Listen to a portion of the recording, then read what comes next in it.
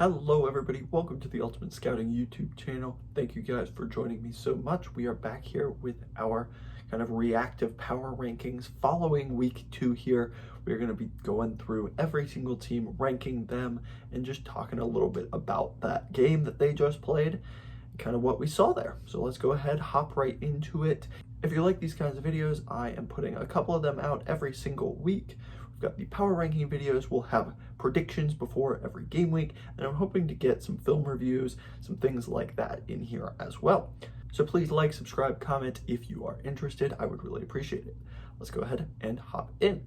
At number 32, I have the Atlanta Falcons still. They remain in this spot after being here last week as well. They went ahead and played the defending Super Bowl champions, the Los Angeles Rams. The Rams kind of got out to a giant lead, and it was a really good comeback from the Falcons, actually. They fought hard. Arthur Smith, I think, continues to show that he's close with the Falcons here. I think they got to get Kyle Pitts more involved for sure. They've got to get the run game going better a little bit more. Drake London had a really nice game, which was great to see. Marcus Mariota up and down, 2 touchdowns, 2 picks. I think that this team had some nice plays. They had a chance actually to take the lead at the end of the game. Jalen Ramsey picks Mariota off. That ends it. But it was good to see fight from them. They didn't do enough to move them out of this spot for me. So they remain at number 32, but some promising signs here and there. At number 31, I have the Seattle Seahawks. The Seahawks dropping 3 spots in this power rankings, much like I kind of expected. Last week was a very emotional week. I thought that it was not really going to reflect the talent of this team. They played out of their minds last week. Geno Smith played really, really well, and I just didn't think it was necessarily replicable. And they come out against the 49ers, and they really come out flat. Offensively, they just couldn't get anything going at all. Geno Smith just didn't look as good as he had previously. Defensively, they were not really good at stopping the run game. Deebo Samuel had some really good plays. Jeff Wilson had some really good plays. So they didn't look strong defensively. They couldn't get the ball moving offensively. They only scored 7 points, which is not great at all.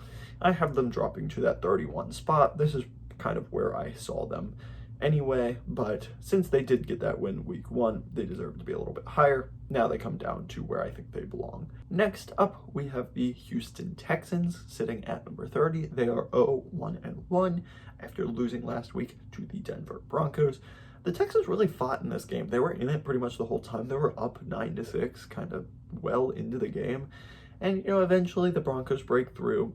Now, I don't think the Broncos look particularly strong, but this Texans defense is feisty. Lovie Smith is, I think, a really good defensive mind, and he's had his guys ready to play both weeks. Unfortunately, they weren't able to get the win. The offense looked really pretty bad. Davis Mills, had some decent moments, but he just couldn't get the offense cooking.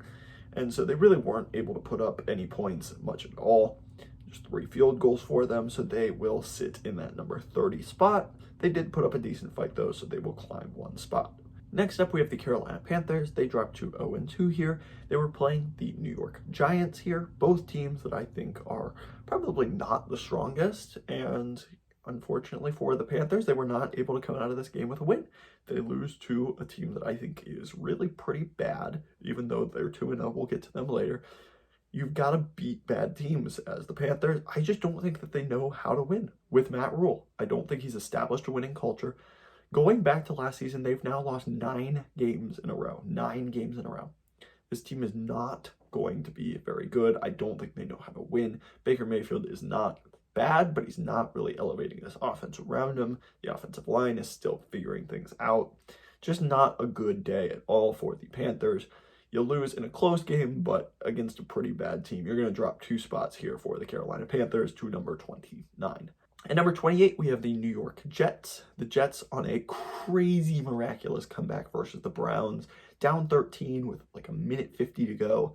Nick Chubb runs it in.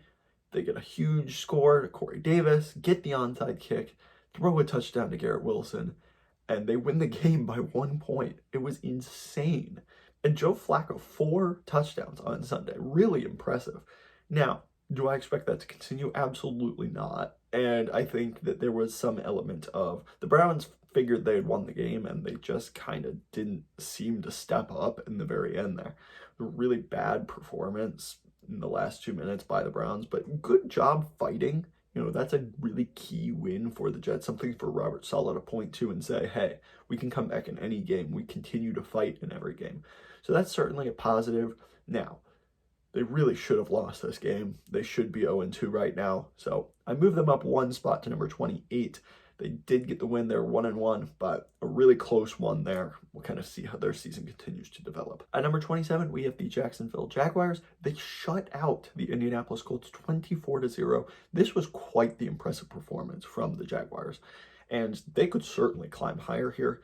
Right now, they're sitting atop the AFC South, and I think that they could potentially finish there. We'll talk about their division a little bit more, but the Texans are bad. The Jaguars are young, but they're there. The Colts are 0-1-1, and the Titans are 0-2.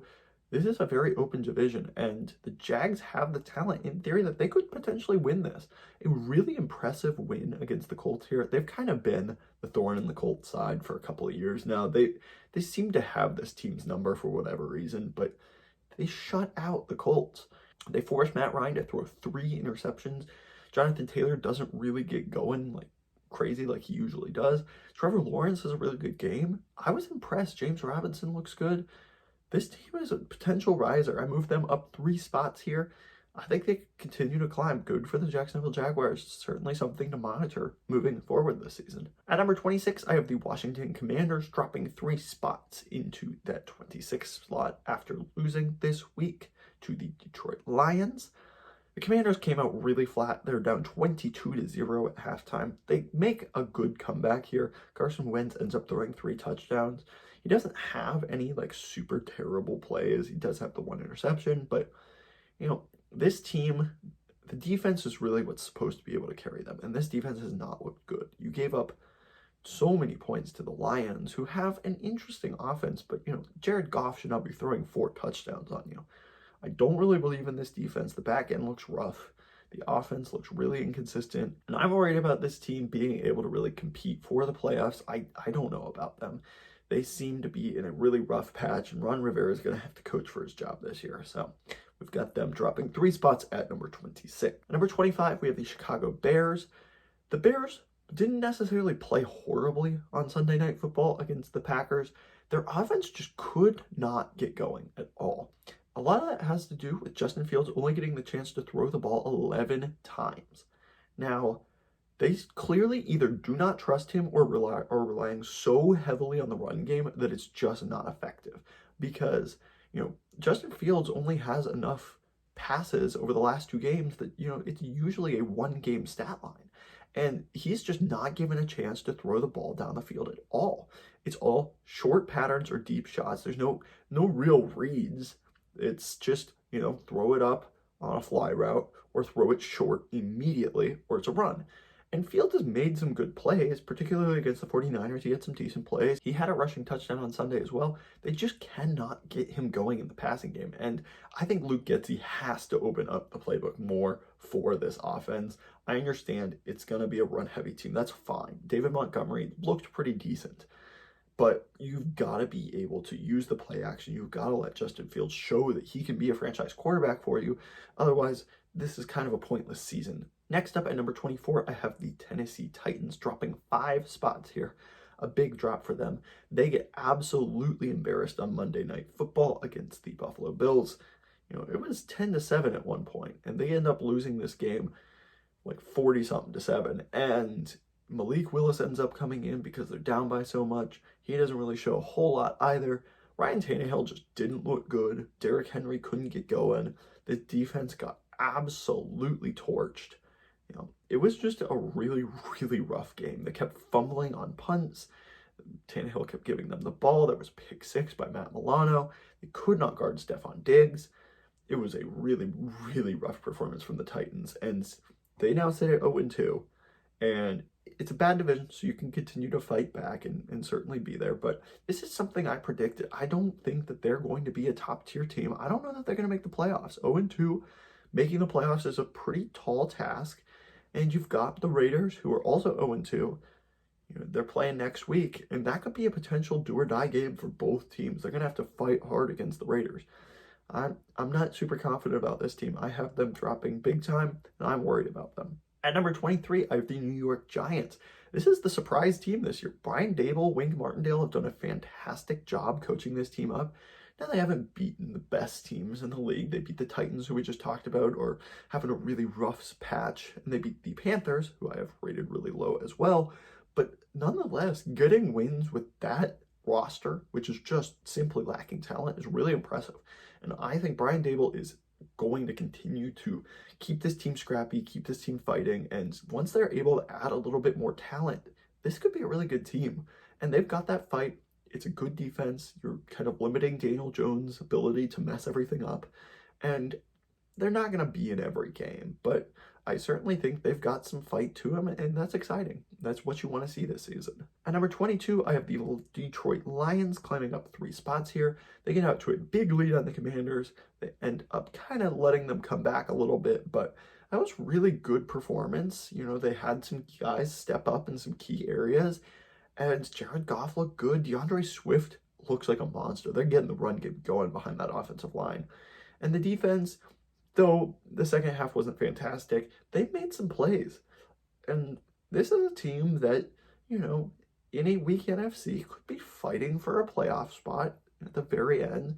I don't know that they get that, but this is a fun team to watch. It's kind of America's team right now. Everybody's rooting for the Lions, and I am as well. Good for them for getting their win. And I hope to see them win a couple more games here in the future. But a good start of the season for them. Just losing to the Eagles and then beating the Commanders. I think that this is a pretty decent team. At number 21, I have the Cleveland Browns dropping 1 spot here. This is the team that completely blew it against the Jets. They played relatively well throughout this game. Nick Chubb had 3 touchdowns. Jacoby Brissett didn't really play poorly either. The defense just kind of collapsed at the end, and that's unfortunate for them. I don't think it's really indicative of this team moving forward, but you've got to have a better mentality than that. And I think that they kind of got caught up in the action a little bit, and they need to regroup and be better next week. Now, losing to the Jets is never a good thing, but that's a game you should have won, both on paper and probably on the field as well. Once you were out there, they were the better team. But some things to clean up here. I don't think it really sways my opinion of the Browns too much, though. The Dallas Cowboys coming in at number 20. They climb up 1 spot here. Cooper Rush gets the win against the Cincinnati Bengals here. Micah Parsons in this defense truly just destroyed the Bengals offensive line. This defense looked really, really good. They started hot offensively. They scored 2 touchdowns, and then, things cooled off a lot for them. But they got the run game going early, and it kind of worked out for them. Defensively, though, Micah Parsons, DeMarcus Lawrence, this defensive front was so good, so disruptive, and the Bengals really couldn't get anything going at all offensively. And this defense is something that can carry this team. Now, Cooper Rush is not going to keep them in every game. I expect them to struggle a bit against some teams that are a little more informed than the Bengals are. But this defense can keep them in most games, and I'm excited to see, hopefully Dak's able to come back and they'll still be in a position that they can continue to fight for the playoffs. I'm not writing this team off completely yet. I think they can continue to be successful and kind of hover around that point that once Dak gets back, he can really elevate them and push them into the playoffs. At number 19, I have the Las Vegas Raiders dropping 4 spots here. This was a disappointing game for the Raiders. They had it pretty much the whole way through, and then they just let Kyler Murray take over. These are the kinds of games that the Raiders have to close out. They have to win these tight games in such a competitive AFC West. This is the lowest ranking I have for an AFC West team. It's number 19. This is a great division. I think the Raiders are a good team. I picked them to make the playoffs. They're going to have the Tennessee Titans this week. Both teams are going to be 0-2. It's going to be a really tough fight. You got to kind of win that one to really maintain your hopes for making the playoffs. Derek Carr, Devontae Adams continue to look decent. They just defensively let Kyler Murray take over, and he ended up winning the game for him. And it's unfortunate. It sucks for the Raiders, and I think they've got to learn how to win in quick, because this conference is too good and you'll get passed over quickly. But I think the Raiders made some good plays. You got to clean some things up at the end, but 0-2 is not where they wanted to be, but I think that they still have the potential to turn things around and continue fighting in the right direction. At number 18, I have the Pittsburgh Steelers dropping 5 spots here. This is a little bit more of a product of, I had them ranked too high last week. Coming off of a big win against the Bengals, who I expected to be a really good team, and you lose to a Patriots team that I really wasn't super high on as well. Mr. Trubisky looks really incompetent. Matt Canada, his offensive schemes really aren't working. And no TJ Watt, I think that made a big difference. This defense still looks good. They held the Patriots to 17 points, but the offense just looks so bad, and I think it might hold them back a bit this year. You got to get Kenny Pickett in there soon. I think Trubisky holds you back too much. And so we have them dropping 5 spots here to number 18. At number 17, I have the Patriots here. As I mentioned, they beat the Pittsburgh Steelers 17-14 this week. I was a little bit surprised to see that. I really was low on the Patriots last week after that game against the Dolphins, but I think they got a little bit better. Their defense kind of sorted things out. And offensively, they still didn't look good, and that's my main concern for them. I don't think they look explosive. I don't think that they are a team that's going to be able to keep up with a lot of the high-scoring offenses in the AFC. I think that they're going to be in every game. I just don't know that they're going to be able to pull everything out the way that they hope that they can. The offense just isn't explosive enough. So I have them at number 17 there. At number 16, I have the Denver Broncos. They are 1-1 after a win against the Texans. They had a really easy start to this season. They got the Seahawks and the Texans, and they are 1-1 afterwards, and really unconvincing as well. I mean, you lose to Seattle, you beat the Texans barely, and this is just not a team that's looked really good to start out. Nathaniel Hackett looks in over his head. It's been 2 games. He's going to hopefully figure things out, but he looks in over his head. It has not been a good start at all for them. Offensively, they look lost. It's just simple game management things like getting the snap off and calling timeouts in critical moments and making critical decisions. And he just doesn't seem to have that in him right now. And it might just be early season jitters for a new coach, but it's just not a promising sign. And in a really tough division, in a really tough conference, they've got to be better. And so big next couple of weeks here. Now that you're going to be playing some tougher teams, the real test really begins. At number 15, I have the Indianapolis Colts, who now sit at 0-1-1, dropping 5 spots here. They got shut out by the Jacksonville Jaguars. Matt Ryan looked horrible. He had 3 interceptions. They couldn't get anything going. I know he was missing some receivers. Pittman was out. Alec Pierce was out. But, man, they looked bad. They did. And Jacksonville beat him by 24 points, but you couldn't score a single point. On offense, Matt Ryan looked terrible in the red zone. Frank Reich has got to be better than this. I mean, he's going to be fighting for his job if he continues to put out performances like this. You kind of had a cakewalk to begin the season. You got the Texans and the Jaguars. You should be 2-0 easily. And you're sitting at 0-1-1. Should be 0-2, really, barring a fantastic comeback. 6 of the 8 quarters of play that they've had this season, they've scored 0 points. And one of those 2 quarters was a field goal. It was the 4th quarter of last week's game there. Not great at all. And they've got to get this offense rolling. It's got to be better. At number 14, I have the Minnesota Vikings. I was a little bit cooler on this team than some people were after they beat the Packers. I think that remains the case. They remain in their spot that I ranked them previously at number 14 here. Kirk Cousins looked horrible on Monday Night Football. Darius Slay was his number 1 receiver, and that's not good. He was on the Eagles. He just didn't look good. They couldn't get Dalvin Cook involved at all. The offense really looked bad. And the defense had their moments. I mean, I don't think that they adjusted well to what the Eagles were doing. They just kind of kept finding the soft spots in the zone and kept running right up the middle, and it was working out way too easily. So the Vikings have a lot to figure out. Defensively, they've got to figure some stuff out.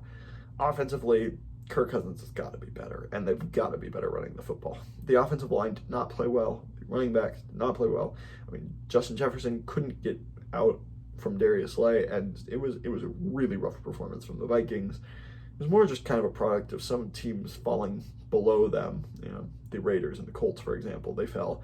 And so the Vikings just kind of stayed where they were. Next up at number 13, I have the Arizona Cardinals jumping up 4 spots. This is a hard team to rank because there's another world where they're 0-2 and they're probably ranked 24 right here. And they jump up to number 13. This is a tough spot for the Cardinals because I think they deserve to lose that game. they really did. Kyler Murray just decided, nope, we're winning it. And he made things happen. That 2-point play was crazy. And, force overtime, you get the fumble return. It's crazy game. And Kyler Murray has the ability to do that. It's all about the consistency there. I still don't believe in Cliff Kingsbury. I think this is going to be a hard season for Cardinals fans because there's going to be games that you lose that you just shouldn't. And there's going to be games that you're in because Kyler Murray's fantastic. There's just no consistency to this team. Cliff Kingsbury, not who I think should be leading the charge here. I have them at number 13, though. They had a good win and something they can build off of. At number 12, I have the Cincinnati Bengals.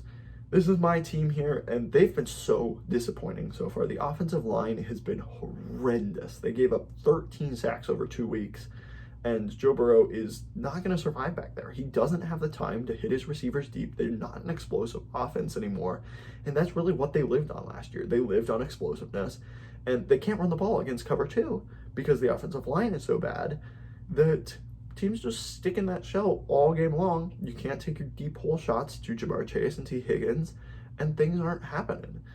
The play calling is way too conservative. It's so predictable. They go under center and run almost every single time. Every time it's shotgun, they pretty much pass. It's just so predictable. It's really bad. The defense got off to a really slow start. They gave up touchdowns in the first 2 drives. They figured things out. They settled in. Last year in the playoffs, they forced a bunch of turnovers, and that really kind of propelled the Bengals to the Super Bowl. This year, they're not forcing turnovers. They finally did get one, but it was just not a great game. It really wasn't. And you've got to beat teams led by Cooper Rush. These past 2 games were very, very winnable, and they almost won them, which is the frustrating part. They came back and tied both of them and lost on last-second field goals in both of them. This team could just as easily be 2-0 as they could be 0-2 where they stand right now. And so it's really frustrating. They've got to get things fixed. The regression was bound to happen in some areas, but they've been so disappointing in other areas. The offensive line in particular, the ability to run the ball in particular, it's just got to be better from the Bengals. Now, they have too much talent for me to move them too far down this list, but they've got to figure things out, and they've got to beat Joe Flacco and the Jets next week. It is a must-win game for them. At number 11, I have the Miami Dolphins, the biggest riser in this week's power rankings, moving up 7 spots here. I'll admit it, I have been very skeptical about the Dolphins, and I'm not sure that my opinion has really changed so much. It's just certain teams have looked really bad, and the Dolphins are 2-0, and so you can't, sleep on them too much here. Tua ends up throwing 6 touchdowns. It was a terrible first half for Tua. He threw 2 picks straight to the Ravens defense. There was ups and downs with Tua still, even in his best performance as a pro. But all you got to do is just throw it to Jalen Waddle and Tyreek Hill, who are, I think it's safe to say, the best 1-2 wide receiver duo in the league. And they just have so much playmaking ability. They just force-fed them the ball, and it worked out. And, sometimes that's all it takes. What a fantastic comeback against the Ravens. It was a lot of fun to watch. But, they got the offense cooking a little bit. Mike McDaniel seems to know what he's doing. He's got a good culture where they continue to fight until the last whistle. And, the offensive scheme looks pretty good. So this is a team that I'm a little bit higher on now than I have been. But we'll continue to see as the season progresses. But a really good week for the Dolphins, even though the first half started out really poorly. And, good season trajectory so far for them. At number 10, I have the New Orleans Saints, who actually climb a spot here after losing. I wasn't impressed by their performance. It was just the Bengals and the Colts dropping out, really, was the only thing that made them move up a spot here. The Saints were in this game until the very last quarter, and then Jameis Winston just started throwing picks like crazy. They were completely shutting down the Buccaneers' offense, which is a tall task, but they ended up just kind of blowing it at the very end. It was not a great performance at all from the Saints offense. They've got to figure that out. Pete Carmichael's got to be better there. Jameis Winston had a rough game, but the Saints defense continues to look really good, and so I'm comfortable keeping them kind of in this spot there. At number 9, I have the San Francisco 49ers. Obviously, the big news this week with the 49ers is that Trey Lance is out for the season. Good thing they held on to Jimmy Garoppolo, I suppose. He continues to keep them as a true contender, and quite honestly, they might be a better team right now because of that injury. Now, obviously, I don't wish injury upon anyone. I hope Trey Lance recovers really well, but right now Jimmy Garoppolo kind of gives them that stability that they've had. So that's an interesting note there with the 49ers. They completely dominated the Seahawks. Not really super surprising to me at all, but I do think that it was a good win after a really rough week 1 against the Bears. I think it was important that they bounced back really well, and they did against a bad division opponent, but you got to win those kinds of games, and they did. So good for them getting a big win there. At number 8, I have the Los Angeles Rams. They stick in that spot there. They had a really good first half, and, Allen Robinson got involved. Cooper Kupp had a good game. They kind of looked more like the Rams that we expected to see, and then they let the Falcons back into the game, and they almost came all the way back. And they've just got to be better. They can't let bad teams like the Falcons stick around. They can't get destroyed by good teams like the Bills. I just got to see more consistency. They sit at 1-1. They're still very much a Super Bowl contender. They're a very good team. Sean McVay's a great coach. But, you can't let bad teams like the Falcons get back into games like that. So I keep them at number 8 there. At number 7, I have the Baltimore Ravens dropping 2 spots after the Dolphins come back and upset them. Lamar Jackson is playing out of his mind. They had some really good plays. Bateman had some nice plays. Duvernay had some nice plays. Lamar Jackson on that crazy 70-something yard touchdown run. This is a good offense. The defense had some struggles, though. You cannot let Tua just throw underneath to Tyreek Hill and Jalen Waddle constantly like they had been. And, they just kind of lost the discipline on defense. And, the Dolphins are a pretty decent team. And so the Ravens losing there is not the end of the world. But, man, to be up by as much as they were and then to lose, that's crushing. And I'll be interested to see how they respond to that, because that is a really rough performance in the last quarter for them. At number 6, I have the Los Angeles Chargers dropping down. Justin Herbert getting hurt on Thursday Night Football here. That was a big story. I think he is going to be okay, which is obviously a great sign, though he will be playing in some pain. I do think that this Chargers team played well. They fought hard. And Keenan Allen certainly hurt. The defense did a pretty decent job containing the Chiefs. Herbert had that key interception at the end that went for 6 and kind of won the game for the Chiefs. The Chargers end up coming back and backdoor covering, which was unfortunate, but, they fought hard, and Herbert certainly proved that he is a top-tier quarterback, if that wasn't clear already, which it should have been. But, a little bit of an unfortunate loss, losing to your division rivals in a game that you were in most of the game. So I do have them dropping 2 spots to number 6 there. At number 5, I have the Green Bay Packers. They rebounded well after a embarrassing Week 1 loss to the Vikings. They beat the Bears on Sunday Night Football. They really just used the run game and, made it work. It was A.J. Dillon and Aaron Jones just kind of beating up the Bears defense, and it worked out. And defensively, they were able to hold the Bears to 10 points. They really didn't let Fields have anything. Not that he was throwing very often, but, they got to be a little bit better on run defense here and there. But there were some really good plays, and I think the Packers are well-deserved of this spot. People overreact all the time to the Packers early in the season. I think they're going to be okay. So I have them at number 5 there. At number 4, I have the Philadelphia Eagles. I've been high on the Eagles all offseason, all season. They played really, really well last night on Monday Night Football against the Vikings. Jalen Hurts had probably his best day as a pro. I think that's safe to say. He looked really locked in. He looked really good. He's just a proven winner, man. And I wasn't super duper high on him coming out. I didn't know if he had the ability to read full field progressions and that he was, a super accurate, super dynamic quarterback. But he's just proven to be a guy that wins and gets better every single year. And at some point, that's something that can't be taught. And that's just really, really good. A.J. Brown, Devontae Smith had great games. Dallas Goedert had some nice plays as well. They got the run game going. Defensively, Darius Slay absolutely locked up Justin Jefferson. The pass rush was pretty good. It was just an all-out good day for the Eagles. And I have them moving up to number 4. They're a great team. They're certainly a Super Bowl contender.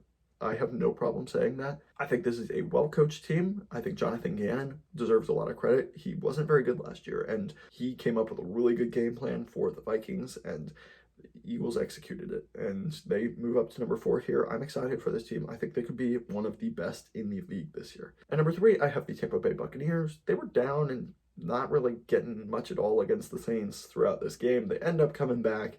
They get the win. Tom Brady throws a big touchdown to Perriman at the end. It was not a fantastic performance, really, from either team, I don't think. The defense played well, and that's ultimately what kind of propelled them to the win. They got that pick six as well. So, a good defensive performance for the Buccaneers. I think the offense needs to really get in gear here. The offensive line, the lack of weapons, I think is a little bit problematic at this point and might hold them back a little bit from where they want to go this year. But right now, they look good and sit at 2-0. No real reason to move them out of that number 3 spot where they stood last week. They continue to sit there. At number 2, I have the Kansas City Chiefs. They remain in that number 2 spot, and they beat a really good team on Thursday Night Football. You get a little bit of an extra week of rest. Mahomes has a great game. The offense, had some ups and downs, but they played well. They did enough to get the win, and you had that pick six at the end to seal it. It was a good win for the Chiefs, and they're certainly a contender. People that wrote him off because they lost Tyreek Hill was ridiculous.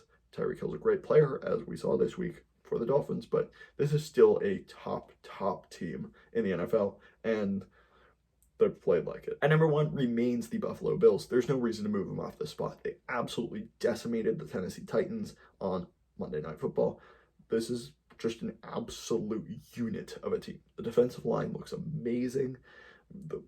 Everything on defense looks fantastic. Offensively, Josh Allen is slinging it. Stephon Diggs had an amazing day. No Gabe Davis, no problem. They killed this Titans team. And teams are going to have a really difficult time stopping this Bills offense. I think that is clear as day at this point. They are so explosive. They're so dynamic. And they're in every game no matter what because they can just put points up like that. They are crazy good this year. No reason to move them off this number 1 spot. Somebody's got to beat them. I don't know who it's going to be, but somebody has to eventually, right? We'll see. But that is going to do it for the Week 3 Power Rankings. Thank you guys so much for watching. Let me know what I got wrong, who should be higher, who should be lower. I appreciate any feedback at all. Please like, subscribe, comment. All that good stuff helps me out so much. Thank you guys for watching. Have a great rest of your day.